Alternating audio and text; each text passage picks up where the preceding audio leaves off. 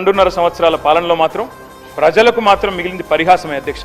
ప్రతి సంవత్సరం పరిహాసనామ సంవత్సరమే అధ్యక్ష. ఉగాదులు వస్తున్నాయి పోతున్నాయి, కానీ ఊరించి ఓట్లు వేయించుకున్న గ్యారంటీలు మాత్రం ఇంటికి రావడం లేదు అధ్యక్ష. గవర్నర్ గారు ప్రసంగం మొత్తం విన్నాం అధ్యక్ష. పొరపాటున కూడా గ్యారంటీ అన్న మాట లేదు, పొరపాటున కూడా డిక్లరేషన్ అన్న మాట కూడా రాకుండా చాలా జాగ్రత్త పడ్డారు అధ్యక్ష. అధ్యక్ష, 3వ బడ్జెట్ ఎల్లుండి 20వ తారీఖు ప్రవేశపెట్టబోతా ఉన్నారు. ఇక మిగిలింది ఒకటే ఒక్క పూర్తి బడ్జెట్ అధ్యక్ష. లాస్ట్ ఎన్నికల సంవత్సరం బడ్జెట్ అది ఎట్లాగూ లెక్కలోకి రాదు. అర్ధ భాగం అయిపోయింది అధ్యక్ష గవర్నమెంట్.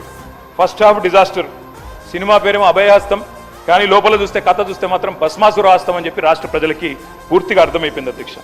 అధ్యక్ష, 3 ముక్కల్లో ఈ 2.5 సంవత్సరాల పరిపాలన గురించి చెప్పాలి అంటే ఎగ్గొట్టు, కూలగొట్టు, చెడగొట్టు. హామీలు ఎగ్గొట్టు, కట్టిన వాటిని కూలగొట్టు, ఉన్న పథకాలు చెడగొట్టు.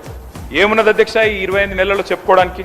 బాకీలు, బకాయిలు, డైవర్షన్లు, కమిషన్లు, బుల్డోజర్ల చప్పుళ్ళు, బూతుల మూతలు, ఆల్ టైమ్ రికార్డు అప్పులు, క్యూ లైన్లలో చెప్పులు, 420 హామీల ఎగనామాలు, 3.5 కోట్ల మందికి పంగనామాలు, నోటిఫికేషన్లు నిల్లు, లూటిఫికేషన్లు ఫుల్లు, చెక్ డ్యాముల పేల్చివేత, అడుగడుగున అణిచివేత, క్రెడిట్ శౌర్యం, భూముల బేరం, స్కాముల కలకల, స్కీముల వెలవెల, రైతన్నలకు బేడీలు, నిరుద్యోగులపై లాఠీలు, ఫిరాయింపుల కంపు, బస్సు ఛార్జీల వాయింపు, ఫుడ్ పాయిజన్ చావులు, ఫుట్బాల్ సరదాలు, గల్లీల్లో చెత్త కుప్పలు, ఢిల్లీలో విమాన యాత్రలు, మాటలు దడేల్, చేతలు తుపేల్, దరఖాస్తులు, దండాలు, దఫ్తర్లు.